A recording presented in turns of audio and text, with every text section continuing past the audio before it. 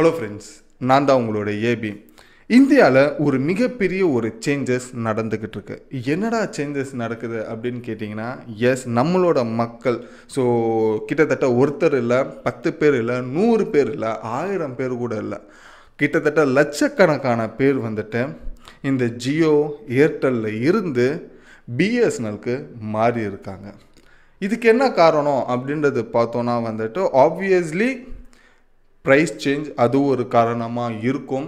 So அதை தாண்டி ரெண்டாவது விஷயம் என்னென்னா, 2024 பட்ஜெட்டில் இந்த டெலிகாம் இண்டஸ்ட்ரியில் இந்த ஒரு கவர்மெண்ட், இந்தியன் கவர்மெண்ட் வந்துட்டு கிட்டத்தட்ட 1.28 crore வந்துட்டு ஒதுக்கி இருக்காங்க பிஎஸ்என்எலுக்காக. ஸோ இதனால அடுத்த ஒரு கட்டத்துக்கு வந்துட்டு பிஎஸ்என்எல் மிக பெருசாக வரப்போகுது அப்படின்றது எந்த ஒரு டவுட்டும் இல்லை. பட் இந்த ஒரு ரீசனுக்காக மட்டும் மக்கள் மாறிக்கிட்டு இருக்காங்களா ஜியோ ஏர்டெல்லில் இருந்து பிஎஸ்என்எலுக்கு அப்படின்னு கேட்டிங்கன்னா கண்டிப்பாக இல்லை. 2024 பட்ஜெட் மட்டும் ஒரு ரீசன் கிடையாது. செகண்டாக வந்துட்டு ப்ரைஸ் சேஞ்சுமே. ஸோ ப்ரைஸ் வந்துட்டு பயங்கரமாக இன்க்ரீஸ் ஆகியிருக்கனால இதுக்கு பிஎஸ்என்எல் எவ்வளவோ பரவாயில்ல அப்படின்றத நினச்சி நிறைய பேர் வந்துட்டு பிஎஸ்என்எல் மாறி இருக்காங்க. பட் இதில் நமக்கு ஒரு கொஸ்டின் வரும், பிஎஸ்என்எல் இப்போ நம்ம யூஸ் பண்ணுற மாதிரி ஃபாஸ்ட்டாக இருக்குமா அப்படின்றது ஒரு டவுட்டு. ஏன் இல்லை? ஸோ கிட்டத்தட்ட ஒரு மிகப்பெரிய ஒரு ஃபாஸ்டிங்காக 4Gலேயே பிஎஸ்என்எல் வந்துச்சு. இன்னும் நிறைய பேருக்கு இது தெரியாமலே இருக்குது.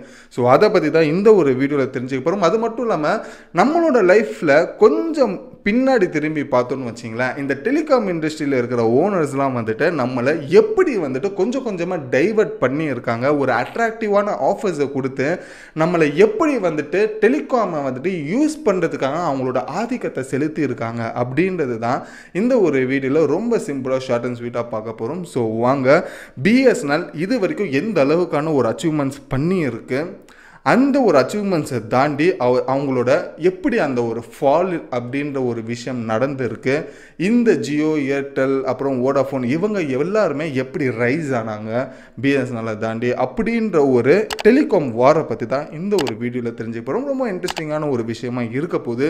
ஸோ வாங்க வீடியோக்குள்ளே போகலாம். நான் தான் உங்களோட AP and welcome to our channel. இன்னும் நம்ம சேனலை சப்ஸ்கிரைப் பண்ணலனா உடனே சப்ஸ்கிரைப் பண்ணிக்கோங்க. அப்போ தான் இந்த மாதிரி ஒரு பல விஷயங்கள், சுவாரஸ்யமான சில தகவல்கள் எல்லாம் இந்த வீடியோ மூலிமா நீங்கள் தெரிஞ்சுக்க முடியும். அதுக்கு உங்களோட சப்போர்ட்டை சப்ஸ்கிரைப்ன்ற ஒரு விஷயத்தில் காமிச்சிக்கோங்க. ஃபர்ஸ்ட் விஷயம் எங்கேருந்து ஆரம்பிக்கலாம்னா, உங்ககிட்ட நான் ஒரு கேள்வியோட ஆரம்பிக்கிறேன்.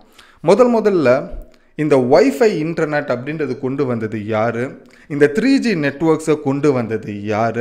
இந்த ஃபைபர் ஆப்டிக்கல் அப்படின்ற ஒரு விஷயம் வந்துட்டு இந்த இந்தியா ஃபுல்லாகவே வந்துட்டு முதல்ல போடப்பட்டது யார், அதை எக்ஸிக்யூட் பண்ணது யார் அப்படின்ற இந்த 3 கேள்விக்கான ஒரு பதிலை நான் ஒரு 3 செகண்ட் ஒரு கேப் விடுறேன். அதுக்கு உங்களோட பதில் என்ன இருக்குன்றது கமெண்ட்டில் சொல்லுங்கள். 1 2 3.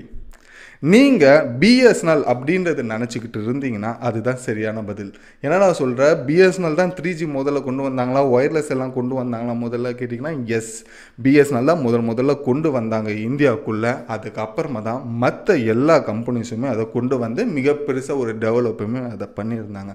ஸோ இப்போ சொல்லுங்கள், 3Gயை முதல்ல கொண்டு வந்த பிஎஸ்என்எலுக்கு 4G 5G கொண்டு வரது ஒரு பெரிய விஷயமா இருக்குன்றீங்களா?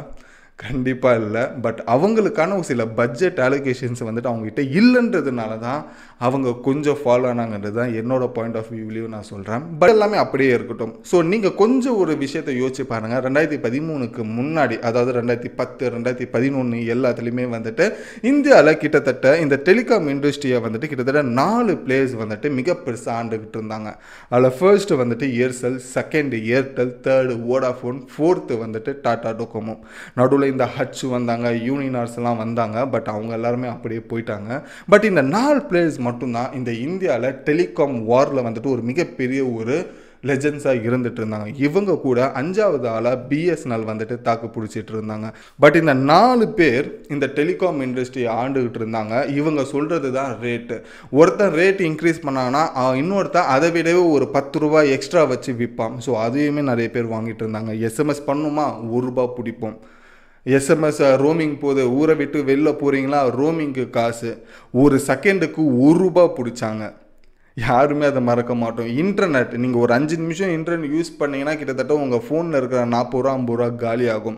ஸோ இந்த மாதிரி ஒரு விஷயத்தில் இருக்கும்போது இன்டர்நெட் கார்டு அப்படின்றது வந்தது. ஏர்செலோட பாக்கெட் இன்டர்நெட் அப்படின்றது தெரிஞ்சிருக்கும். ஒரு 20 ரூபான்னு நினைக்கிறேன். அது ஸ்க்ராட்ச் பண்ணி அந்த ஒரு நாள் மட்டும் அந்த 20 ரூபா பாக்கெட் இன்டர்நெட்டை வந்து யூஸ் பண்ணிக்கலாம் நம்ம.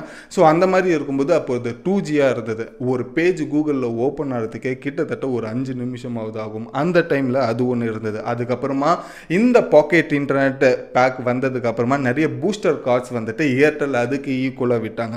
இந்த பூஸ்டர் கார்டு வந்துட்டு எஸ்எம்எஸ் பூஸ்டர் கார்டுன்னு தனியாக இருக்கும்.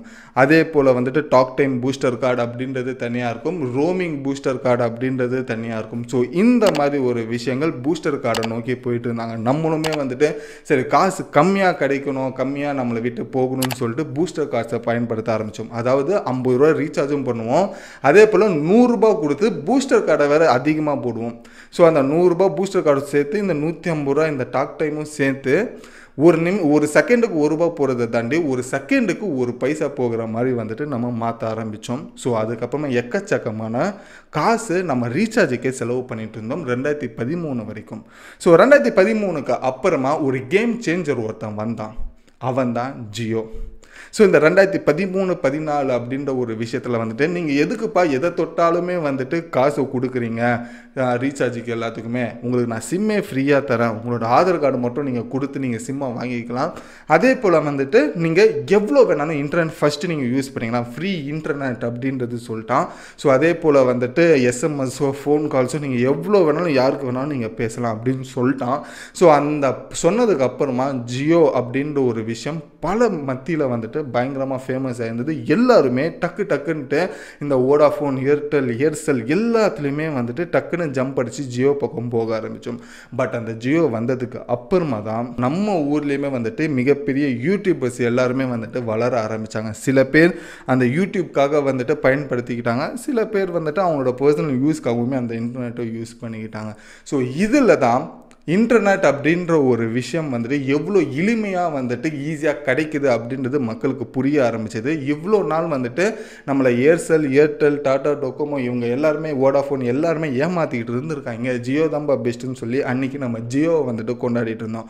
பட் அந்த டைமில் கூட நிறைய பேர் ஜியோ ஒரு ட்ராப் மாதிரி நம்மளை யூஸ் பண்ணுறாங்க. நம்மளோட டேட்டா பேஸ் எல்லாம் வாங்கி அவங்க அதுக்கு அப்புறமா ரேட்டை வந்துட்டு இன்க்ரீஸ் பண்ணுவாங்க அப்படின்ற ஒரு விஷயம் அப்போவே பேசப்பட்ட ஒரு பொருளாக இருந்தது. பட் அன்றைக்கி பேசப்பட்ட பொருள் தான் அடுத்த ஒரு 10 வருஷத்துக்கு அப்புறமா இன்றைக்கி அப்படி நடந்துக்கிட்டு இருக்கு. எல்லாமே ஜியோக்கு ஒரு பக்கம் போய்கிட்டு இருந்தாலுமே இப்போ மக்கள் வந்துட்டு ஒரு பெரிய அளவில் வந்துட்டு ஒரு டிஸ்அட்வான்டேஜ் என்ன ஆனாங்க அப்படின்னாக்கா அம்பானியோட மேரேஜ் வந்துட்டு கிட்டத்தட்ட 5000 கோடி கொடுத்து செலவு பண்ணி அவங்களோட பையனோட கல்யாணத்தை நடத்தியிருக்காங்க. இது எல்லாமே ஜியோவோட ரீசார்ஜ் இன்க்ரீஸ் ஆனதுக்கு ஒரு காரணம் அப்படின்றது நம்பப்படுது. உண்மையிலே இதுதான் காரணமான்றது தெரியல. பட் 5000 கோடி கொடுத்து கல்யாணம் பண்ணுறாங்க, இந்த பக்கம் ஜியோவோட ரீசார்ஜ் இன்க்ரீஸ் ஆகுது. மக்கள் எல்லாருமே வந்துட்டு ஒருவேளை நம்ம கிட்ட இருந்து அதிகமாக வந்துட்டு காசை வாங்கிட்டு அவனோட பையன்களை இருந்து வந்துட்டு பயங்கரமாக நடத்துகிறான் போல இருக்கு அப்படின்னு சொல்லி நிறைய பேர் ஜியோ மேலே அதிருப்தி ஆனாங்க. இந்த ஒரு சிச்சுவேஷன் போய்கிட்டு இருக்கிற நேரத்தில் நடுவில் வந்துட்டு இப்போது 2024 பட்ஜெட்டில் வந்துட்டு இந்த மாதிரி பிஎஸ்என்எல் இந்த இந்தியன் டெலிகாம்காக வந்துட்டு 1.28 crores வந்துட்டு நாங்கள் ஒதுக்கி இருக்கிறோம். ஸோ அந்த ஒதுக்குறதுக்காக வந்துட்டு இந்த பிஎஸ்என்எல் அடுத்த ஒரு டெவலப்புக்கு போகும் அப்படின்ற ஒரு விஷயத்தை சொன்னாங்க. இந்த ஒரு விஷயம் போனதுக்கப்புறமா நம்மளோட இந்தியாவில் இருக்கிற மிகப்பெரிய லெஜெண்டாக இருக்கிற ரத்தன் டாட்டா இருக்கார் இல்லையா, அவர் வந்துட்டு இப்போ என்ன பண்ணியிருக்காருன்னா பிஎஸ்என்எல் கூட டைப் பண்ண போகிறார் அப்படின்ற ஒரு விஷயம் தெரியுது. பட் ஆல்ரெடியே வந்துட்டு ரத்தன் டாட்டாவுக்கு ஒரு பேட் எக்ஸ்பீரியன்ஸ் இந்த டெலிகாம் இண்டஸ்ட்ரியில் இருந்திருக்கு. ஏன்னா முதல்ல டாட்டா இண்டிகாம் இருந்தது, அதுக்கப்புறமா டாட்டா டொக்கோமோவாக மாறிச்சு. டாட்டா டொக்கோமோவுமே வந்துட்டு அதுக்கு அப்புறமா ஒரு மிகப்பெரிய ஒரு ஃபெயிலியர் ஆகி டோட்டலாக ரத்தன் டாட்டா அவர்கள் வந்துட்டு இந்த டெலிகாம் இண்டஸ்ட்ரியை விட்டே வெளியே போனார். பட் அவர் போன அதே வேகத்தில் இப்போ திரும்பியும் பிஎஸ்என்எல் கூட டைப் பண்ணிட்டார் அப்படின்னாக்கா பிஎஸ்என்எல் அதே போல் இந்த டாட்டா அப்படின்ற ஒரு மிகப்பெரிய ஒரு லெஜண்ட் இன்க்ளூட் ஆகிட்டாங்க, 2 பேரும் merge ஆகிட்டாங்க அப்படின்னாக்கா பிஎஸ்என்எல் அடுத்த ஒரு கட்டத்துக்கு 4G என்னங்க 5Gயே போகிறதுக்கான வாய்ப்புகள் இருக்குது. அதை தாண்டி ப்ரைஸ் அப்படின்றது கம்பேரிஷன் பார்க்கும்போது ஏர்டெல் ஜியோவிடவே கம்மியாக வந்துட்டு பிஎஸ்என்எல் கொடுக்கறதுக்கான வாய்ப்புகள் இருக்குது அப்படின்றத சொல்கிறாங்க. ஒரு வருஷம் ரீசார்ஜே கிட்டத்தட்ட 2000க்குள்ளே தான் வந்துட்டு பிஎஸ்என்எல் வருது அப்படின்றது வந்துட்டு எதிர்பார்க்கப்படுது. இப்போ பார்த்தீங்கன்னா ஒரு வருஷம் ரீசார்ஜ் ஜியோ ஏர்டெல்லில் பார்த்தீங்கன்னா ஒரு 3000-4000 கிட்ட தொடுது.